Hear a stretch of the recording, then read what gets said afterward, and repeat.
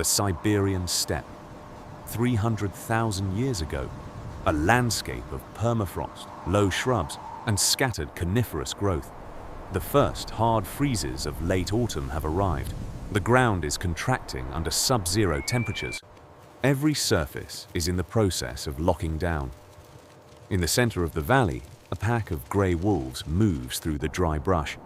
8 individuals in total. At the front is a dominant male. His coat is white, a leucistic expression rare in this lineage. Against the dark larch trunks and frozen mud of the river margin, he is visible. Against the coming snow, he will not be. The pack has not made a kill in 96 hours. In these conditions, a wolf's body begins to consume itself. Muscle tissue is metabolized when fat reserves are depleted.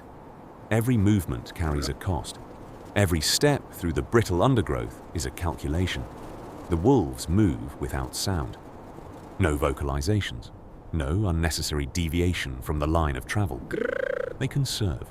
High above, a great grey owl is perched in a dead larch at the edge of the tree line. Its facial disc rotates toward the valley floor. It is hunting voles moving beneath the frost-stiffened grass. It does not respond to the wolves below. The owl occupies a separate layer of this ecosystem. Its survival runs on a different set of inputs.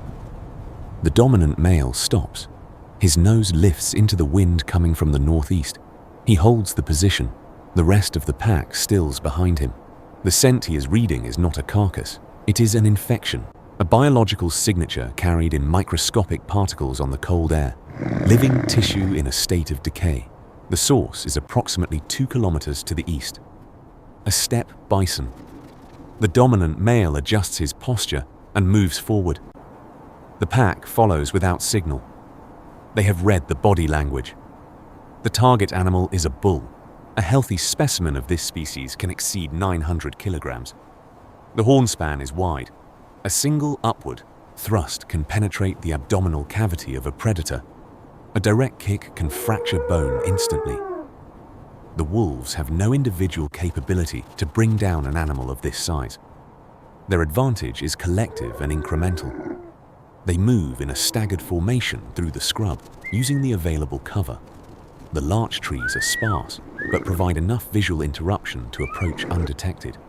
The frozen ground holds their tracks without giving way. Footing is stable here, away from the river margin. They reach the ridge above the water.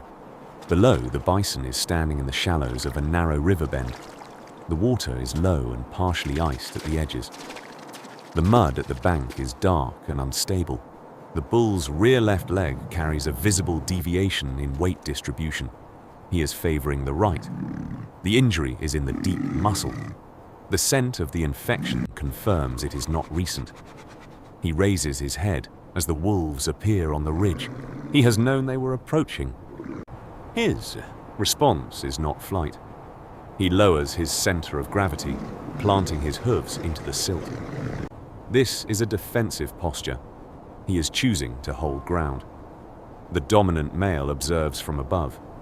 He does not move yet.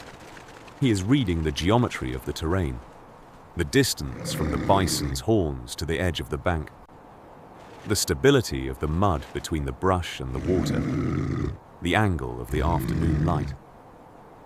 Ice is forming at the margins of a shallow pond to the north. The water surface is contracting. The temperature is still dropping. The pack begins its descent toward the riverbank. They spread wide, moving in an arc around the bull's position. There is no rush. The bison is already in a compromised location. The wolves are not yet committing. They are mapping the response before engaging. The dominant male reaches the flat ground below the ridge. His white coat is set against the dark silt of the river margin. He is in the bull's direct line of sight. The hunt has entered its active phase. The standoff holds. The bison bellows once, a low, resonant sound that moves across the frozen valley floor. He does not charge. He holds his position in the shallows. The dominant male initiates the first probe. He moves toward the bull's left flank at speed. He does not make contact. He pulls back before the horn arc reaches him. The bison pivots to track the movement. His rear left leg absorbs the rotation. It buckles fractionally under the load. The dominant male has the information he needs. Two younger wolves move in from the opposite side. They target the hocks, the tendons above the rear hooves. The bull kicks. The displacement of air is audible. The hoof connects with nothing. The wolves pull back immediately. A direct strike at this range is fatal. There is no capacity to recover from a broken ribcage or skull fracture in this environment. A raven lands on a rock at the edge of the bank. It watches the engagement below. Ravens track wolf packs with regularity during the autumn hunting season. The association is functional. A successful kill produces accessible remains. The bird waits. The strategy does not change. The wolves work in rotation. One animal draws the bull's attention from the front. Others press from the flanks. The bison must turn continuously. Each rotation burns energy. Each defensive lunge elevates his heart rate further.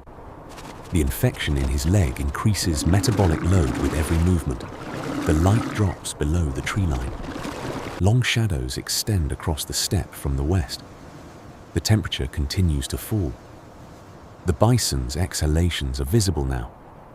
Dense clouds of vapor dissipating in the cold air. His movements are slower than they were an hour ago. The lactic acid accumulation in his muscles is measurable in the quality of his motion. The dominant male shifts his approach. He moves toward the throat rather than the flank. He makes contact. Not a killing grip, but enough to add downward pressure. The rest of the pack commits simultaneously. They attach to the haunches and the soft tissue of the lower abdomen. The bison drives forward with a final contraction of his hindquarters. He goes to his knees in the shallow water. Frozen silt erupts from the surface around him. The pack does not release. The grip pressure holds. The movement slows. Then it stops. Wind moves through the exposed ribs of a mammoth carcass further down the valley. The dry grass stems knock against each other in the current. Nothing else moves. The wolves begin feeding within minutes. The internal organs are consumed first. Liver, heart, lungs, dense in fat-soluble nutrients and essential minerals. The pack feeds together. There is no displacement behavior at the carcass. The kill is large enough to accommodate all 8 animals. This meal represents several days of caloric surplus, enough to sustain the pack's core body temperature through the blizzard systems moving in from the north, enough to restore the body mass lost over the past 4 days. The raven moves closer. It will wait until the wolves have finished. By morning, the pack will have moved on. The remaining carcass will be reduced by scavengers within days.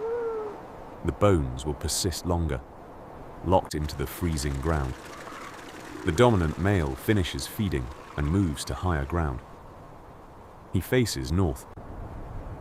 The wind carries the first indicators of incoming weather systems. The pack assembles behind him. They move back into the boreal margin, into the shadows between the larch stands. The steppe behind them is quiet. The cold continues to build. The season is not finished with this landscape yet.